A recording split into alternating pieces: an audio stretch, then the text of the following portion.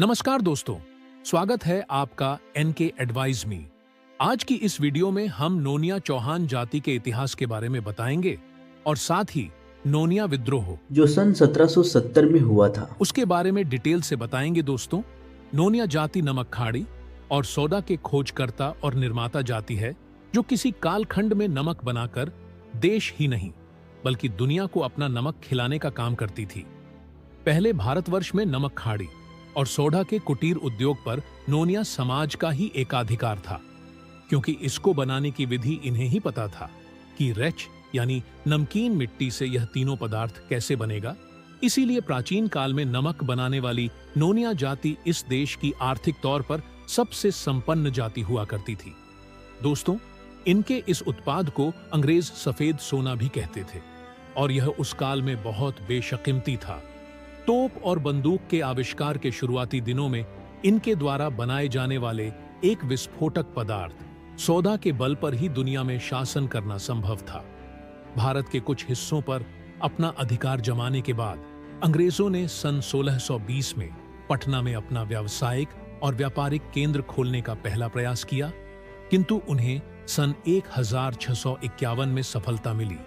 Dutch factory स्थापना सन 1632 में हुई थी। इन यूरोप के व्यापारियों की अभिरुचि भारत के सूती वस्त्र, अनाज, मसाले, सोडा व नमक की प्राप्ति में सबसे अधिक था। दोस्तों, हमें जानना जरूरी है कि आखिर यह नोनिया विद्रोह शुरू कहां से हुआ था। तो दोस्तों, विश्वासघाती मीर जाफर एक गुप्त समझौते के तहत अंग्रेजों से अंदर ही अंदर मिलकर बंगाल के नवाब सिराज उदौला को प्लासी के युद्ध में हराकर अपने पुत्र मिर्न से पटना में उसकी हत्या करवा दी और वह स्वयं 15 जून 1757 को बंगाल का नवाब बन बैठा।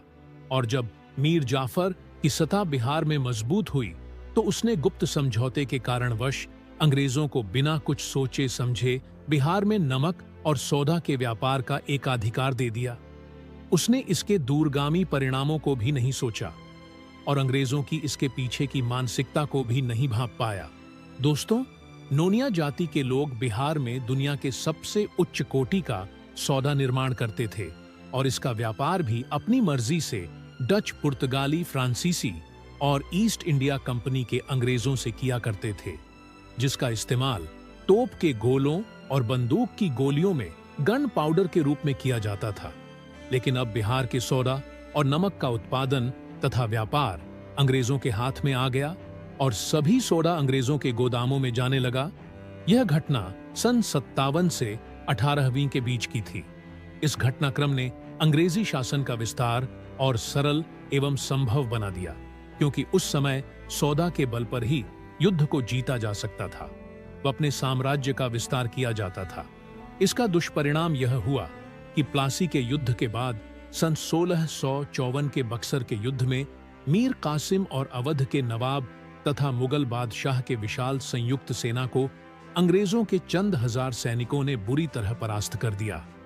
क्योंकि तोप के गोलों के लिए सोडा उनके पास पर्याप्त था। दोस्तों, पलासी के युद्ध ने बंगाल में व बक्सर के युद्ध ने उत्तर भारत में अंग्रेजों की स्थिति को बहुत मजबूत कर दिया। अंग्रेजों का नमक और सोडा पर एकाधिकार होते ही अब नमक और सोडा बनाने वाली जाति नोनिया का शोषण प्रारंभ हो गया। जो सोडा नोनिया लोग पहले डच, पुर्तगाली और फ्रांसीसी व्यापारियों से अपनी इच्छा से अच्छी कीमतों पर बेचा किया करते थे, उसे अब अंग्रेजों ने अपने शासन और सत्ता के बल पर जबरदस्ती कम दामों में खरीदना व लूटना शुरू कर दिया। दोस्तों, नोनिया जाति के लोग अंग्रेजों के शोषण से बहुत दुखी और तंग थे। नोनिया समाज के लोगों ने अंग्रेजों से भारत में पहली बार लोहा लेने और भारत की आजादी की लड़ाई की शंखनाद करने की मंशा से साहस कर अपने नमक और सोडा का व्यापार दूसरे व्यापारियों से करना शुरू कर दिया, जिसके चलते ही सन 1770 में नोनिया जाति का अंग्रेजों से टकराव हुआ, जिसे भारतीय इतिहास में नोनिया विद्रोह के नाम से जाना जाता है। परंतु आजादी की इस पहली लड़ाई को भारत के पक्षपाती इतिहासकारों व साहित्यकारों द्वारा इसे मिट्टी में दफन कर दिया गया। नोनिया जाति के लोगों ने अंग्रेजों के खिलाफ सर उठाया था व बगावत कर डाला था, जो सन 1770 से 1800 तक लगातार 30 सालों तक चला और नोनिया समाज के लोग अंग्रेजों से अकेले अपने दम पर 30 साल तक लड़ते रहे। दोस्तों, हम आपको बता दें, बिहार की नदियां और ऐतिहासिक और सांस्कृतिक सर्वेक्षण पुस्तक में इस बात का प्रमाण है कि छपरा के सौदा गोदाम नामक स्थान पर, जहां पर हॉलैंड की एक कंपनी ने पहले शराब का गोदाम खोला था, जहां से सौदा को साफ करके हुगली बंदरगाह कोलकाता भेजा जाता था और वहां से फिर विदेश को जाता था। बाद में अंग्रेजों ने यहीं पर एक सोने की फैक्ट्री खोली थी, जिसे सन 1771 में नोनिया विद्रोहियों ने लूट लिया था। वह फैक्ट्री में आग लगा दी थी।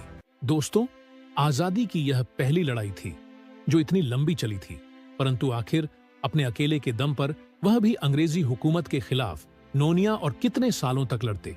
अकेले नोनिया जाति के लोग अंग्रेजों को हरा पाने में समर्थ नहीं थे, इसलिए नोनिया जाति के लोग जो सन 1770 से 1800 तक नोनिया विद्रोह में हार गए।